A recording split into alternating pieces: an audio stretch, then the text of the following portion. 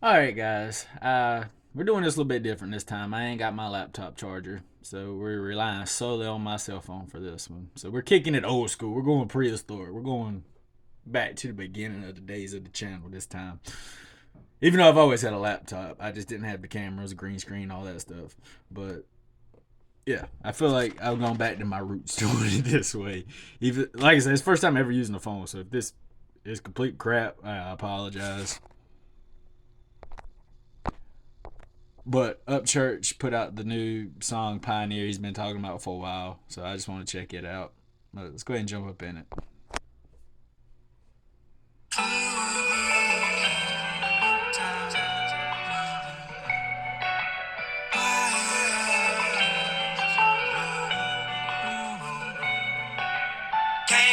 Came way from the bottom.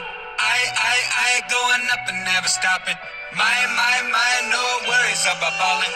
When I hit the ground, just bass, drop it. To the end of time, we go. Pioneers who broke the mold. Countdown. Okay, he said to the end of time, whatever. Oh, it makes it complicated rewinding this way. I got a little bar I gotta drag, and it ain't the friendliest thing, I don't think.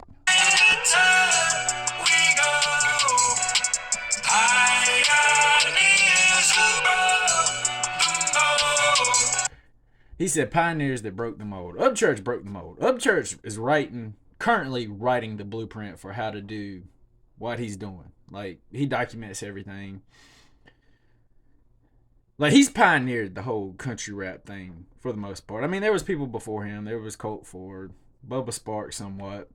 But as far as just stepping in, being completely independent, jumping in, just basically recording in your bedroom, with whatever equipment you got. That's how Upchurch started. And he just kind of pioneered the mold for it all. He made the blueprint. Like, there's a lot of people jumping on country rap right now just because it's fairly new. It's open. There's a lot of room for growth because it's not overcrowded like all the other genres are. So, but you can go back and look at all Upchurch's stuff that he's documented, ever since day one. Like what he's done, what he's gone through. Like basically just kind of a step by step guide on how to get or how to grow. I ain't gonna say how to get on his level, but I don't know if anybody will ever touch his level. I mean, it'd be a while if they do. But he gave you the platform to start your growth. Top down in the woods, no sound. Laying on the ground, building hip hop mounds. Songs still spinning in my own hometown. In the future, when my name's passed around, they'll say that he's. And like he said, in the future when his name's passed around, I mean he's going to be great. I mean he is great, but I mean he's going to be remembered, especially the trajectory, the path, everything he's done, everything he's doing. I mean he's just going to continue to grow and get bigger and bigger, and he will be. I can say with 99% certainty, like a Waylon and Willie of our generation. I mean he is right now. Just as long as something crazy, even if something crazy did happen, I mean, that only makes you bigger. I mean, even if something tragic happened, that's like, that's when you really blow up. I mean, most people blow up more after they're gone than while they're doing their thing. I mean, they can get pretty big doing their thing, but normally when you get that story that they passed or something, that's when they really blow up. That's when people really start digging in. That's when people, go back and reminisce. Like, I mean, Elvis was huge, but it was like a huge deal when he passed.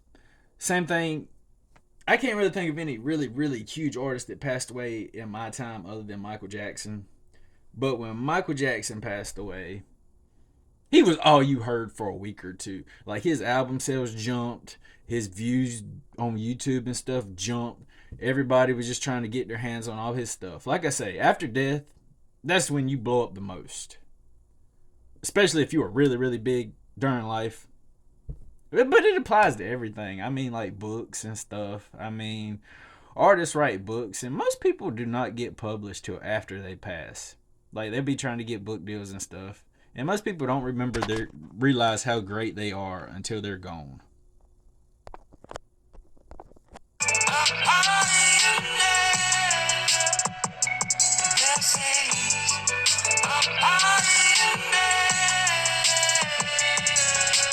Waltzed in the scene, whole game like a ballroom. Came about the mud, had to go to my dance shoes. Hit the moonwalk when I'm leaving every interview. I never look back, even when I'm leaving rooms. I can cop a phantom when He said after every interview, he basically just leaves doing the moonwalk. He said he never looks back. And if you think about the moonwalk, I mean, you know, you never look at what way you're going.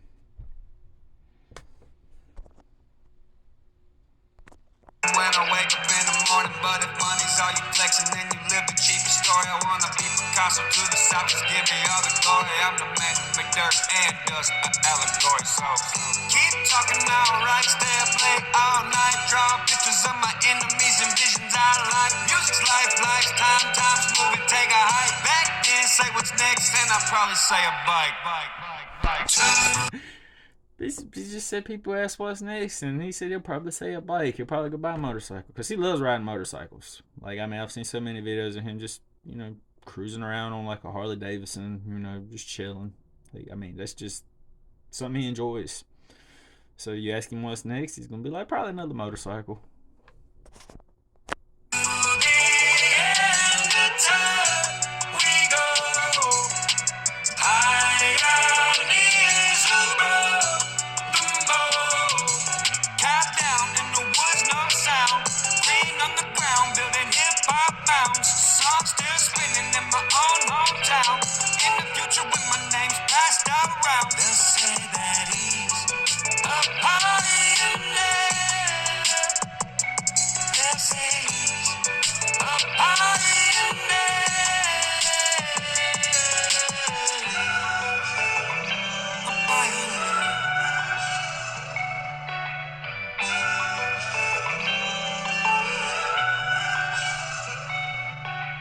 Velvet red carpet is my best dress shoe. Walking what I don't need, the term artist misuse. Lit views, only lighting rockets. Dodge every bullet on earth, and now I'm skirting comets.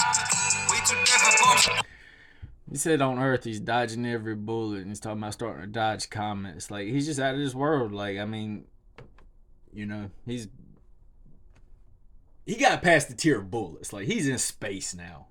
Now he's dodging comets. Profit, I could never fit in the biggest baller's pocket, and I won't ever die, even living as a target. I kick the door off so nobody could knock it. Came way from the bottom. I going up and never stopping. My, no worries. Well, I was a little late on this one, but the last thing he said he kicked the door off so nobody could ever lock it. I said that before in a video I did a while back. Upchurch kicked the door down so everybody could get in. He's the one that busted that door down, and it's free for everybody just to like step in and give it their shot. Now, whether they make it or not, that's on them. But he left the blueprint. He left the guide. You can just look back, see what you need to do, what you got to do, how you got to do it. I mean, he's documented his entire life on this. Basically, it's just a blueprint. You just take it and follow it. And I mean, you can potentially be limited by your skill set. I mean, you got to be good. But he got the door down where you at least can step in and give it a shot and see if you can make it. When I hit the ground, just space, drop it. To the end of time, we go. Pioneers who countdown in the woods, no sound.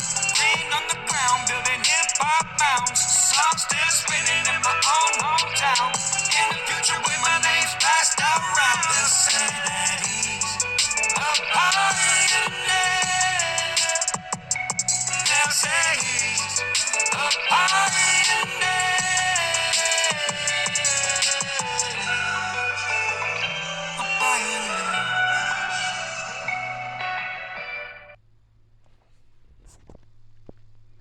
You were born the son of the South. You became the king of Dixie.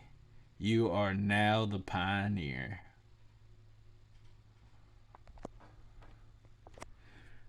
That was a great song. Very, very, like, I absolutely love that song. Like, that was. I feel weird using the term banger on slower songs, so I'm not going to. But it was a dope song, and it was just true true to heart with him. Like, I mean, like, that was like straight from the heart. Like, I mean, he is the pioneer. I mean, he's the one. Like I say, he as he said, he busted the door down so nobody could lock it. Like I say, he made the blueprints for all the future people to come along. I mean, they can just go back and look on Upchurch's life and kind of see where he started, how he grew, what he did, how he got to be where he's at. So he just basically built the foundation for everybody that wants to jump in, jump on it. Like I said, it comes down to your skill set, whether you make it or not. But he gave you the outline of how to do it. But anyway, guys, that's it for this reaction. Great, phenomenal song. Like, once again, I say it's my current favorite, but every time he drops a new one, it usually is my favorite until the next one. That's just how it rolls. But anyway, like, comment, subscribe, guys. I did this one way different. And honestly, I just feel at peace doing it this way. I ain't stressing. I didn't have to stress about collecting all the names, shouting them out, add them to the list. Like, this was just a refreshing reaction, just kicking it back to the old roots, just a cell phone, you know.